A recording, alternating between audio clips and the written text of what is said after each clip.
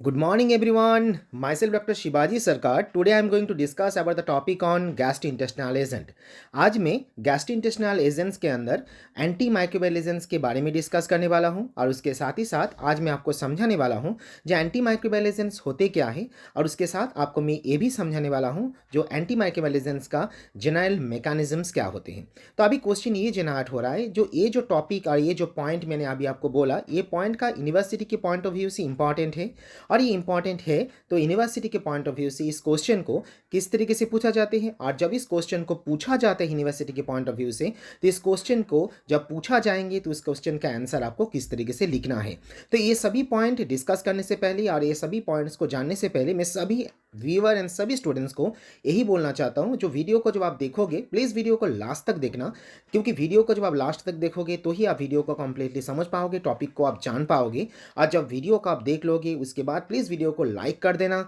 और उसके साथ ही साथ वीडियो को प्लीज़ कमेंट भी करना। तो सबसे पहले हम लोग तो ये जान लेते हैं जो एंटी माइक्रोबियल एजेंट्स होते क्या है। तो जैसे यहाँ पर हम लोग देख पा रहे हैं जो एक वर्ड एंटी माइक्रोबियल, तो जैसे हम लोग जानते हैं जो एंटी क्या है, एंटी का मतलब ये हो रहा है जो अगेंस्ट में काम करते हैं और माइक्रोबियल का मतलब क्या होते हैं, माइक्रोबियल का मतलब ये होते हैं जो ऐसे कोई ऑब्जेक्ट और ऐसे कोई सब्सटेंस जिसे आप ओपनली और आपका नेकेड आई से आप उसे ऑब्जर्व नहीं कर सकते हो और जिसको देखने के लिए जिसको आपको देखना चाहते हो तो उसे आप कैसे देख सकते हो, bye the help of microscope. और इसी रीजंस के लिए हम लोग उसे माइक्रोब एंड माइक्रोबियल के हिसाब से कंसिडर करते हैं। इसका मतलब ये हो रहा है जब ऐसा कोई एजेंट्स को हम लोग देखेंगे जो एजेंट माइक्रोब्स के अगेंस्ट पे काम करे, ऐसे एजेंट्स को हम लोग क्या बोल सकते हैं, ऐसे एजेंट्स को हम लोग एंटी माइक्रोबियल के हिसाब से उसे कंसिडर कर सकते हैं। तो अभी क्वेश्चन ये जनरेट हो रहा है जो इसका प्रॉपर डेफिनेशंस क्या होना चाहिए। जैसे यहाँ पर हम लोग देख पा रहे हैं this are chemicals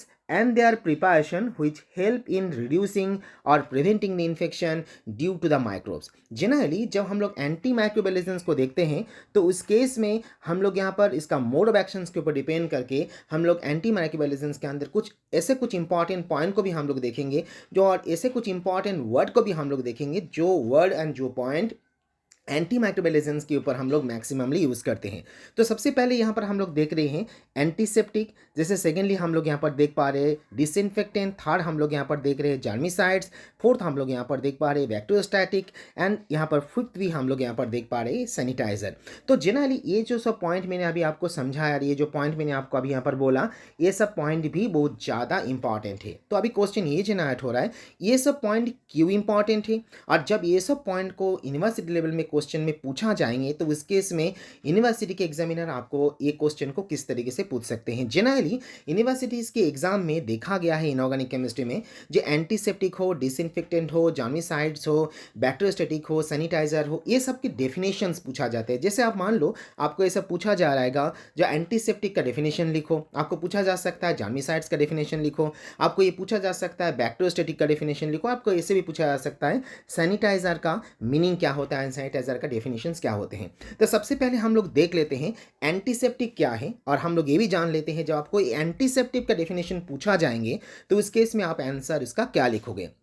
So antiseptic means these are substances that are able to kill or prevent the growth of microorganisms. Generally, this term is specific for the preparation which are to be applied to the living tissue. And the ideal antiseptic should be destroy the bacteria, spore, fungi, virus or any other infected agents without causing any harm to the tissue of the host. That means यहाँ पर मैं आपको ये समझाना चाह रहा हूँ तो एंटीसेप्टिक मीन्स हम लोग उस एजेंट्स को एंटीसेप्टिक के हिसाब से कंसीडर करेंगे और उस सब्सटेंस को हम लोग एंटीसेप्टिक बोलेंगे जिसके पास क्या कैपेबिलिटी क्या होना चाहिए, वो कैपेबिलिटी ऐसा होना चाहिए वो माइक्रो ऑर्गेनिजम्स की ग्रोथ को रोक सकता है by the help of killing और preventing the growth of microbes. तो इस जगह पे आपको ये भी याद रखना है जनरली हम लोग जब एंटीसेप्टिक वर्ड यूज़ करेंगे और जो भी एजेंट एंटीसेप्टिक होते हैं मेनली उस एजेंट्स को हम लोग कहाँ पर यूज़ करेंगे, उस एजेंट्स को आप सिंपली उसी जगह पे यूज़ करोगे जहाँ पर आप लिविंग टिश्यू देख पाओगे। एंड उसके साथ ही साथ आप ये भी याद रखना जो भी हम लोग एंटीसेप्टिक यूज़ करते हैं, जो भी आइडियल एंटीसेप्टिक होते हैं वो मेनली बैक्टीरिया की ग्रोथ को, स्पोर की ग्रोथ को, फंगस की ग्रोथ को, वायरस की ग्रोथ को रोकने के लिए कैपेबल होते हैं। लेकिन इस जगह पे आप ये भी याद रखना, ये सिर्फ माइक्रो ऑर्गेनिजम्स की ग्रोथ को डिस्ट्रॉय कर सकते हैं, लेकिन मेनली ये सब जो एंटीसेप्टिक होते हैं वो होस्ट के बॉडी के ऊपर कोई भी टाइप की इफेक्ट नहीं दिखाते हैं। अभी क्वेश्चन ये आ रहा है, जो हम लोग डिसइंफेक्टेंट किसे बोलेंगे, और जब इस एग्जाम में आपको पूछा जाएंगे जो डिसइंफेक्टेंट का डेफिनेशन लिखो तो आप इसका आंसर क्या लिखोगे। जैसे आप यहाँ पर देख पा रहे हो, these are the substances which are use for premises atmosphere in the hospital environment toilet utensils. That means mainly ये ऐसा एजेंट्स है जिस एजेंट्स को हम लोग हॉस्पिटल्स के प्रीमिसेस में यूज़ करेंगे, पर्टिकुलरली फॉर द इन्फेक्शन से उसे उस एरिया को प्रोटेक्ट करने के लिए। और इसके लिए मैक्सिममली हम लोग सल्फर डाइऑक्साइड को यूज़ करते हैं एज ए डिसइंफेक्टेंट के हिसाब से। तो अभी क्वेश्चन ये जनरेट हो रहा है, जार्मिसाइड्स क्या है। जैसे देखो यहाँ पर आप देख पा रहे हो जो वर्ड यहाँ पर यूज़ किया गया है जार्मिसाइड्स, दैट मीन्स ऐसा कोई एजेंट्स जिस एजेंट्स को हम लोग जर्म्स के अगेंस्ट भी यूज़ करते हैं। अब इस जगह पे इस पॉइंट को याद रखना, हम लोग उसी जर्मिसाइड्स के हिसाब से कंसीडर करेंगे जो क्या कर सकते हैं, जिसके पास ये कैपेबिलिटी होंगे जो माइक्रो ऑर्गेनिजम्स को किल कर पाएंगे। और इसीलिए हम लोग बोलते हैं these are the substances which are able to kill the microorganism. Generally ये पॉइंट को भी स्टूडेंट्स को आपको याद रखना है। जर्मिसाइड्स के केस में हम लोग बैक्टीरियोसाइड, फंगिसाइड एंड व्यूरिसाइड्स वास को भी हम लोग यूज़ करते हैं। अभी देखो यहाँ पर मैंने बोला आपको बैक्टीरियोसाइड, बैक्टीरियोसाइड मीन्स ऐसे एजेंट्स को और ऐसे जर्मिसाइड्स को हम लोग बैक्टीरियोसाइड्स बोलेंगे जिसका एक्शंस क्या होंगे, अगेंस्ट बैक्टीरिया। जब ये फंगस के अगेंस्ट पे काम करेंगे तब हम लोग उसके बोलेंगे फंगिसाइड, एंड जब वो वायरस के अगेंस्ट पे काम करेंगे उस जगह पे हम लोग इसे क्या बोलेंगे, उस जगह पे हम लोग इसे वायरुसाइड के नाम से जान सकते हैं। तो यहाँ पर हम लोगों ने देखा जो जार्मिसाइड्स क्या होते हैं, और आपको याद रखना है जार्मिसाइड्स क्या है और जार्मिसाइड्स के अंदर आपको कौन से पॉइंट्स को याद रखना है। बेसिकली जब हम लोग यहाँ पर और एक वर्ड भी यूनिवर्सिटी में पूछते हैं, ये पॉइंट भी आपको अच्छे तरीके से याद रखना है। मेनली बहुत सारा एग्जाम हॉल में बहुत सारा टाइम पे आप देखा गया एग्जाम के पेपर में, जो एग्जामिनर आपको ऐसा पूछ रहा है जो बैक्टीरियोस्टेटिक क्या होते हैं एंड बैक्टीरियोसाइडल क्या होते हैं। देखो यहाँ पर इसका मतलब ऐसा हो रहा है, ये ऐसा सब्सटेंसेस जो सब्सटेंसेस के पास ऐसे कैपेबिलिटी है जो सिर्फ माइक्रो ऑर्गेनिजम्स को ग्रोथ को क्या कर सकते हैं, इनहेबिट कर सकते हैं। लेकिन आप याद रखना बैक्टीरियोस्टेटिक जो भी है ऑर्गेनिज्म और बैक्टीरियोस्टेटिक जो भी सब्सटेंसेस हैं वो सिर्फ बैक्टीरिया के ग्रोथ को क्या कर सकते हैं, स्टॉप कर सकते हैं, उस ग्रोथ को रोक सकते हैं। और जब ऑर्गेनिजम्स को ग्रोथ को और ऑर्गेनिजम्स को जो सब्सटेंसेस किल कर पाएंगे उसे हम लोग क्या बोलेंगे, उसे हम लोग बैक्टीरियोसाइडल के नाम से जानते हैं। तो और जान पाते हैं। तो यहाँ पर आप समझ पा रहे हो जो बैक्टीरियोस्टेटिक एंड बैक्टीरियोसाइडल के अंदर क्या डिफरेंस है। तो इस जगह में मैं फिर से बोलूँ, ऐसा कोई सब्सटेंसेस जो सब्सटेंसेस के पास एक कैपेबिलिटी है जो सब्सटेंस क्या कर सकते हैं, बैक्टीरियल ग्रोथ को इनहेबिट कर सकते हैं, तब उसे हम लोग क्या बोलेंगे, उस जगह पे हम लोग उसे बैक्टीरियोस्टेटिक बोलेंगे। और जिस कंडीशन में आपका जो सब्सटेंस आपके पास जो ऑर्गन आपके पास जो सब्सटेंसेस और आपके पास जो केमिकल्स है, जो केमिकल्स और सब्सटेंस क्या कर सकते हैं, बैक्टीरिया की ग्रोथ को और बैक्टीरिया को पर्टिकुलरली किल कर पाएंगे, उस केस में हम लोग इसे क्या बोलेंगे, उस केस में हम लोग इसे बैक्टीरियोसाइडल के नाम से जान सकते हैं। तो यहाँ पर मैंने एक डायग्राम आपको दिखा रहा हूँ, जो आप यहाँ पर देख पा रहे हो, जो आयोडीन है जिसे हम लोग जनरली बैक्टीरियोसाइडल के हिसाब से यूज़ करते हैं। तो अभी क्वेश्चन ये जनरेट हो रहा है जो हम लोग यहाँ पर अभी आगे और भी देखेंगे। जैसे और एक कॉमन वर्ड आप जैसे सुनते हो, जैसे सैनिटाइज़र, जैसे यहाँ पर मैंने मेंशन की जो सैनिटाइज़र, और अभी पैंडेमिक के टाइम पे भी आप लोगों ने सभी जगह पे देखा है सैनिटाइज़र वर्ड को यूज़ करते हुए। और अभी क्वेश्चन ये भी जनरेट हो रहा है, तो हम लोग किसे सैनिटाइज़र के हिसाब से कंसिडरेशंस कर सकते हैं। So sanitizer means the disinfectant that are use to maintain in general public health standard are called as an sanitizer. So sanitizer have power to kill the microorganism and sanitizer should not causes any local cell damage. तो इसका मतलब ऐसा हुआ, ये सिर्फ microorganisms के growth को किल कर सकते हैं, माइक्रोऑर्गेनिजम्स को किल कर सकते हैं। लेकिन आपको क्या याद रखना है, जो भी सैनिटाइजर को हम लोग यूज़ करते हैं, जैसे आप लोग अभी जैसे मैंने अभी बोला, जो हम लोग पैंडेमिक के टाइम पे ये सैनिटाइजर बहुत ज़्यादा यूज़ कर, उस जगह पे आपने देखा भी होगा जो हम लोग अल्कोहल को यूज़ कर रहे थे। So alcohol can behave as an sanitizer, लेकिन इस जगह पे आपने देखा भी होगा वो माइक्रोऑर्गेनिजम्स के ग्रोथ को क्या कर पा रहा था, किल कर पा रहा था, लेकिन वो आपका जो होस्ट के जो सेल है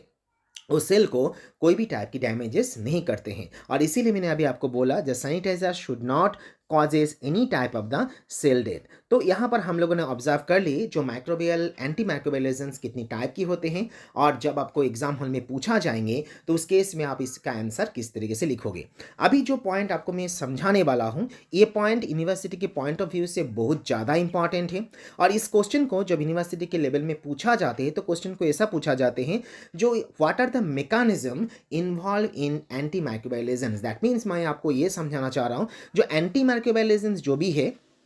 और जो भी सब्सटेंस को हम लोग एंटी माइक्रोबियल एजेंट्स के यूज़ करते हैं, तो ये एंटी माइक्रोबियल एजेंट्स जब वर्क करते हैं तो ये वर्क किस तरीके से करता है और इसका मैकेनिज्म्स क्या है। तो अभी आप यहाँ पर देखो अच्छे तरीके से और इसको समझो अच्छे तरीके से, बेसिकली कौन से मैकेनिज्म्स इन्वॉल्व होते हैं जब हम लोग कोई एजेंट्स को एंटी माइक्रोबियल एजेंट्स के हिसाब से यूज़ करते हैं। तो जनरली जो भी एजेंट्स को हम लोग यहाँ पर एंटी माइक्रोबियल एजेंट्स के हिसाब से यूज़ करते हैं वो बेसिकली 3 मैकेनिज्म्स का 3 टाइप के मैकेनिज्म्स को फॉलो करते हैं। उसमें से सबसे पहले जो मैकेनिज्म्स आपको मैं समझाना चाह रहा हूं उसे हम लोग यहां पर ऑक्सीडेशंस के नाम से जानते हैं। तो अभी क्वेश्चन ये जनरेट हो रहा है जो ऑक्सीडेशन मैकेनिज्म्स क्या है। देखो यहां पर नाम में आप देख पा रहे हो जो ऑक्सीडेशंस का मतलब क्या हो रहा है, हम लोग यहां पर कोई ऐसा एजेंट्स यूज करेंगे जो एजेंट्स के पास क्या कैपेसिटी हो, जो एजेंट्स एक स्ट्रांगली ऑक्सीडाइजिंग एजेंट्स हो, क्योंकि जो एजेंट स्ट्रांगली ऑक्सीडाइज होंगे वो क्या कर पाएंगे, वो प्योरली ऑक्सीडेशंस करवा पाएंगे। तो अभी हम लोग देख लेंगे ऑक्सीडेशन मैकेनिज्म्स के थ्रू पे हम लोग किस तरीके से माइक्रोब्स को किल कर सकते हैं। सो हाईली ऑक्सीडाइजिंग एजेंट्स के हिसाब से हम लोग इनऑर्गेनिक केमिस्ट्री में जिसे कंसीडर करते हैं उसे हम लोग यहाँ पर हाइड्रोजन पेरोक्साइड को एज एग्जांपल आप कंसीडर कर सकते हो। So highly oxidising agent like the hydrogen peroxide act as an antimicrobial agents, and these agents react with the reducing group present in a protein and they change the behavior of the protein or alter the conformation of the protein, inhibit the growth of microorganisms। तो यहाँ पर आप example के हिसाब से sulphur containing protein को आप consider कर सकते हो, because the sulphur containing protein act as an reducing group and this SH group convert it into disulfide linkage due to the oxidizing agent। तो यहाँ पर आप समझ पा रहे हो जो हम लोग यहाँ पर हाइड्रोजन पेरोक्साइड को यूज करते हैं mainly as an oxidising as an antimicrobial agent के हिसाब से, क्योंकि जब आप यहाँ पर हाइड्रोजन पेरोक्साइड को as an antimicrobial agent के हिसाब से यूज करोगे तो बेसिकली कौन से मैकेनिज्म्स को फॉलो करके माइक्रोब्स को किल करेंगे, जैसे मैंने अभी बोला वो मैकेनिज्म्स को फॉलो करेंगे। उस मैकेनिज्म्स को हम लोग क्या बोलते हैं, उस मैकेनिज्म्स को हम लोग यहाँ पर ऑक्सीडेशंस बोलते हैं। और इस जगह पे मैंने अभी क्या बोला, इस जगह पे मैंने ये बोला इस एजेंट्स को जब आप यूज करोगे वो क्या करेंगे, that agent react with reducing group which is present in a protein and whenever they are going to react with the protein and they are going to change the protein and alter the conformations of the protein। Basically जो protein का behaviour change हो जाएंगे जो micro organisms के अंदर है, तो definitely क्या होंगे, जो माइक्रो ऑर्गेनिजम्स की जो ग्रोथ है और माइक्रो ऑर्गेनिजम्स की जो लाइफ है वो कन्वर्ट हो जाएंगे और वो डेथ हो जाएंगे, और माइक्रो ऑर्गेनिजम्स को उस जगह पे ग्रोथ उसका इनहिबिट हो जाएंगे और डेफिनेटली उस जगह पे माइक्रो ऑर्गेनिजम्स का डेथ भी हो जाएंगे। So this is very simple mechanisms and that simple mechanisms told us in which way we are whenever we are going to be use the antimicrobial agents as an hydrogen peroxide. तो ये hydrogen peroxide किस तरीके से oxidations mechanisms को follow करके हमें क्या करते हैं, क्या हेल्प करके देते हैं, ये माइक्रोऑर्गेनिजम्स को ग्रोथ को किल करके हमें माइक्रोब से फ्री रखते हैं। तो यहाँ पर आप दो स्ट्रक्चर देख पा रहे हो, जैसे मैंने अभी दिखाया जो एसएच ग्रुप क्या हो जाते हैं, SH group they are going to convert into the disulphide. यहाँ पर आप देख सकते हो disulphide, this is the SH group, और ये एसएच ग्रुप जब यहाँ पर हाइड्रोजन पेरोक्साइड के साथ रिएक्शंस करेंगे तो इस केस में वो क्या हो जाएंगे, डाइसल्फाइड लिंकेज में कन्वर्ट हो जाएंगे due to the presence of oxidising agent. तो ये गया पहला मैकेनिज्म। अभी क्वेश्चन ये आ रहा है सेकेंड मैकेनिज्म्स क्या है। सेकेंड एंटी माइक्रोबियल एजेंट्स कुछ ऐसे भी होते हैं जो हैलोजिनेशन मैकेनिज्म्स को फॉलो करते हैं। सो हैलोजिनेशन मैकेनिज्म्स क्या है, the halide and hypohalide are main quasi group which can change the peptide linkage by the halogenating the secondary amino group present in peptide linkage. तो यहाँ पर आप देख सकते हो रिएक्शंस स्ट्रक्चर, जहाँ पर आप देख पा रहे हो जो ये क्या करेंगे, जब हम हैलोजिनेशन मैकेनिज्म्स को हम लोग देखेंगे तो उस केस में क्या देखेंगे, उस जगह पे हम लोग यही देख पाएंगे जो हैलाइड एंड हाइपोहैलाइड जो ग्रुप है जो क्या करेंगे, वो क्या कर देंगे, this are responsible for change the peptide linkage by halogenating the secondary amino group present in peptide linkage. और इस जगह पे आप ये समझ सकते हो जिस रिएक्शन से जो किस तरीके से जो हैलोजिनेशन मैकेनिज्म्स को यूज करते हम लोग यहाँ पर एंटी माइक्रोबियल एजेंट्स को यूज करते हैं फॉर किसके लिए, फॉर माइक्रोब्स को किल करने के लिए। So it is concluded that this type of the change in protein alter the function of protein and force responsible for proper conformations of the protein molecule, and this result in destruction of protein. That's the result. The destruction of protein means यहाँ पर मैं micro organisms की जो body के अंदर जो protein है उसकी बात कर रहा हूँ, क्योंकि जब इस तरीके से चेंजेस आएंगे प्रोटीन के अंदर तो उस केस में क्या हो जाएंगे, जो जो बॉडी जो माइक्रो ऑर्गेनिजम्स के जो बॉडी जो प्रोटीन से बना हुआ है उस बॉडी के अंदर डिस्ट्रक्शन आएंगे और ऑटोमेटिकली क्या हो जाएंगे, ऑटोमेटिकली जो माइक्रो ऑर्गेनिजम्स के बॉडी जो है उसका मौत हो जाएंगे। तो यहाँ पर हम लोगों ने देखा जो किस तरीके से हेलोजिनेशन मैकेनिज्म्स को यूज़ करते हुए हम लोग एंटी माइक्रोबियल एजेंट्स को यूज़ कर सकते हैं। जैसे यहाँ पर भी एक रिएक्शंस आपको मैं दिखा रहा हूँ, जैसे यहाँ पर आप देख सकते हो जो यहाँ पर हाइड्रोजन बॉन्ड यहाँ पर आप देख पा रहे हो, लेकिन इस जगह पे आपका हाइड्रोजन बॉन्ड की पॉसिबिलिटी आप नहीं देख पा रहे हो। इस पॉइंट ऑफ व्यू से मैं सभी स्टूडेंट्स को ये भी बोलना चाहता हूँ, जब एग्जाम हॉल में आपको ये पूछेंगे मैकेनिज्म तो डेफिनेटली जो रिएक्शन एंड स्ट्रक्चर में आपको यहाँ पर दिखा रहा हूँ, पहला वाला जो ये स्ट्रक्चर एंड ये जो रिएक्शंस का जो मैकेनिज्म्स आपको मैंने दिखाया ये डेफिनेटली आपको एग्जाम हॉल में लिखना है, क्योंकि जब ये एग्जाम में आप ये लिखोगे तो ही आपको मैक्सिमम टू मैक्सिमम मार्क्स आपको मिल सकते हैं। तो अभी जो लास्ट जो मैकेनिज्म है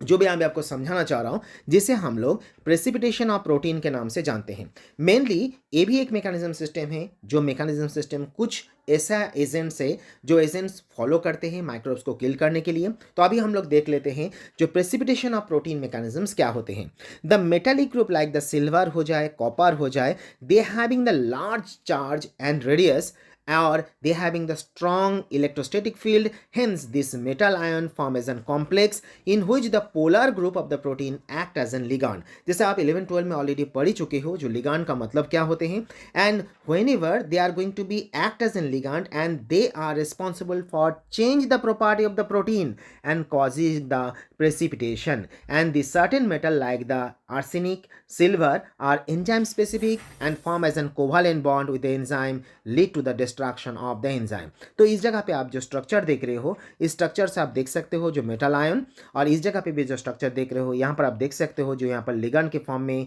ये मेटल का प्रेसिपिटेशन हो चुका है, और होने के बाद वो क्या हो जाएंगे, प्रोटीन का प्रेसिपिटेशन हो जाएंगे। प्रोटीन का प्रेसिपिटेशन मतलब मैं फिर अभी बोला जो प्रोटीन मीन्स मैं यहाँ पर माइक्रो ऑर्गेनिजम्स की बॉडी के प्रोटीन की बात कर रहा हूँ, क्योंकि जब ये प्रोटीन प्रेसिपिटेशन मैकेनिज्म्स फॉलो होंगे, जैसे आप यहाँ पर कोई मेटलिक ग्रुप यूज़ कर रहे हो तो मेटलिक ग्रुप क्या करेंगे, जो प्रोटीन के जो मॉलिक्यूल है उस मॉलिक्यूल के साथ वो बाइंड हो जाएंगे। जैसे मैंने अभी बोला, क्योंकि जनरली क्या होंगे ये जो मेटल्स जो है जैसे सिल्वर हो जाए, कॉपर हो जाए,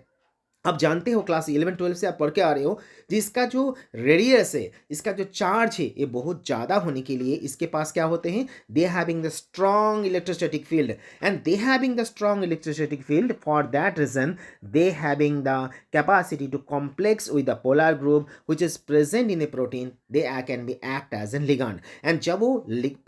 बाइंड हो जाते हैं, जब वो प्रोटीन